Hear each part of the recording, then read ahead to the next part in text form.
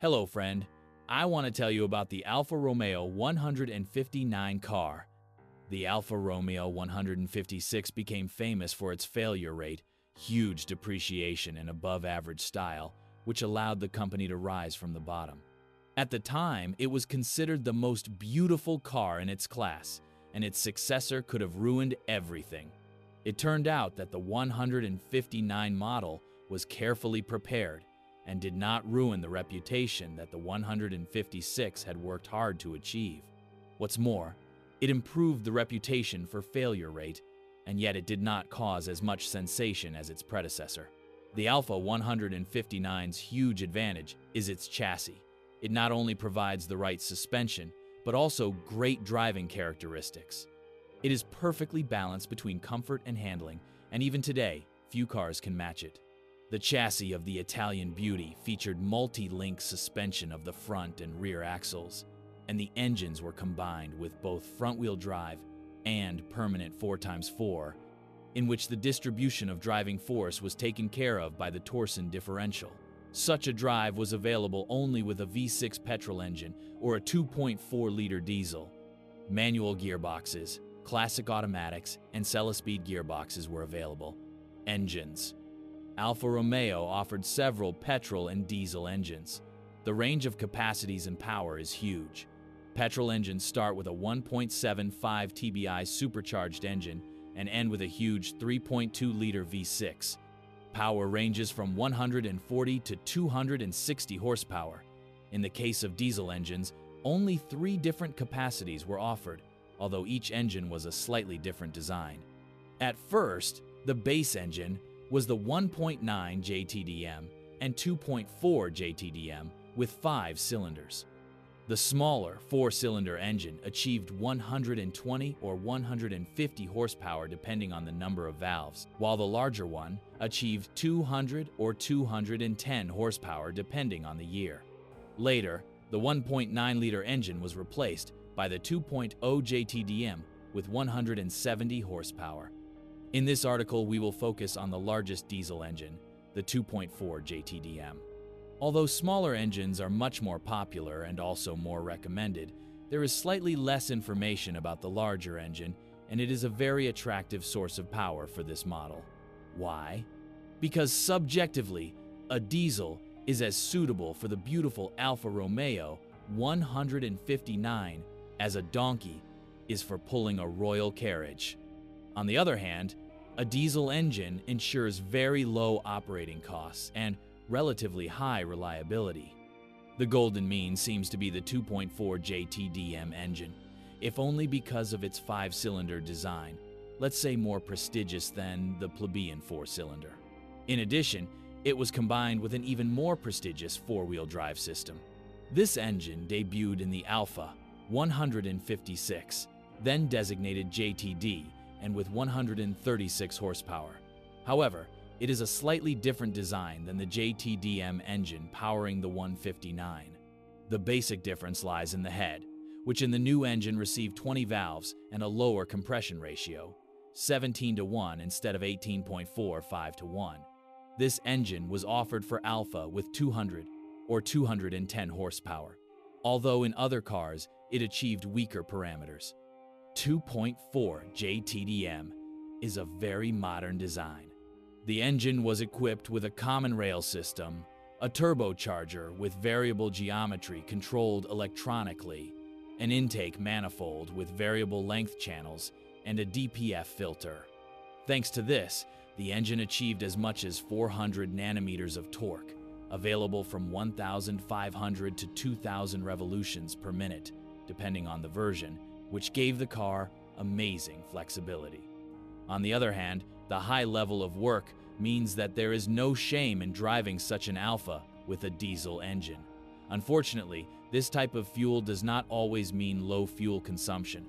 With normal use, the average fuel consumption is around 8 tal, 100 kilometers, while in combination with an automatic transmission, it is even higher. What's broken? Since we're on the subject of the drive unit, let's start with it. Unfortunately, it's not as reliable as the older JTD designs, and even less so as smaller engines, but it's still incomparably better than units from competing manufacturers offering similar parameters. The biggest pain were the flaps controlling the length of the intake manifold, which had a tendency to break off or hang up. A service campaign for this component has even been announced.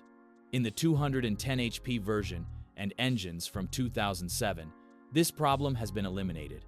Users repair the collector, replace it with a new one, or eliminate the problem by dismantling the swirl flaps.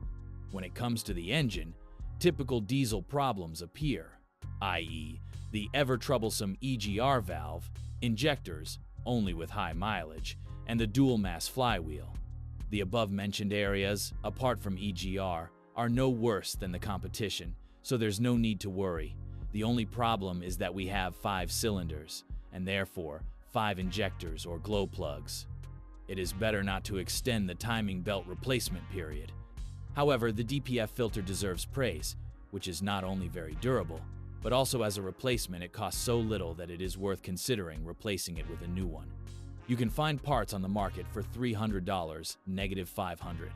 Here, you just have to pay attention to using the right engine oil. Also remember not to count on the interchangeability of parts between the 200 and 210 horsepower engine. They differ, among other things, in the turbocharger and injection system. It is worth separating the 200 and 210 horsepower versions in yet another way. Both were offered in the same production period, the first from 2005 to 2010, and the second from 2007 to 2010. However, they were not offered in the same configurations after 2007. At that time, an automatic gearbox was offered with the weaker engine, while four-wheel drive could be ordered with the more powerful unit, Q4 version. The four-wheel drive itself can be considered trouble-free, while the automatic with a conventional converter will be reliable provided it is used properly. More reservations can be made about manual transmissions, which are not quite as durable as one might expect, and the mechanism works quite hard.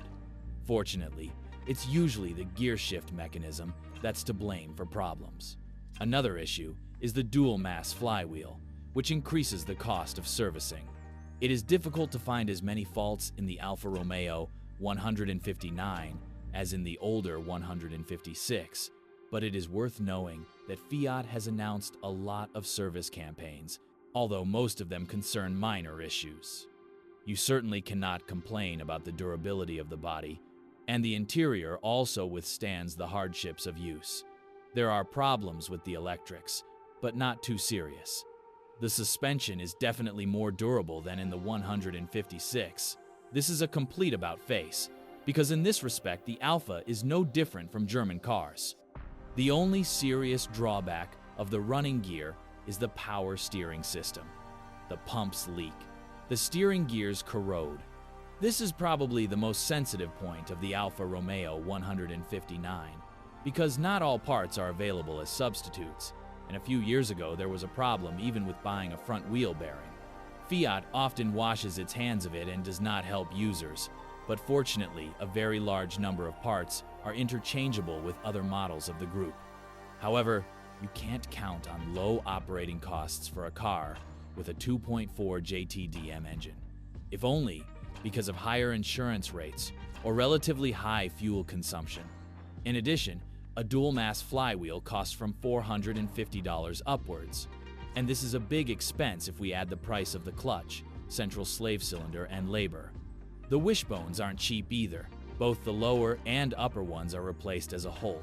A set for one wheel costs at least $240 for good quality parts. Failure is not a problem with this car. Basically, there is not much to say in favor of buying an Alfa Romeo 159. The only really good justification is its appearance, and many people buy this model for that very reason. Another good argument is the fantastic running gear, good diesel engines, or a lower price than the competition. Although the car is cheaper to buy and may be more expensive to run, on the other hand, there is nothing standing in the way, and there are no sensible arguments against this model. What's more, by buying specifically the Alfa Romeo 159 2.4 JTD Q4, we get a powerful, great handling car with fantastic four-wheel drive, which can stand in one row with designs such as the Audi Quattro or Subaru's symmetrical AWD. Common Alfa Romeo 159 faults. Damage to intake flaps in 1.9 and 2.4 diesel engines. Unstable timing drive of petrol engines. Steering system faults. Power steering. Gearbox. Emergency manual gearboxes for 1.9 diesel engines. Emergency cellar-speed automatic gearbox. What to look for? Possibly the youngest models and petrol versions, 1.75 TBI, diesel 2.4 JTDM or 2.0 JTDM. What to avoid?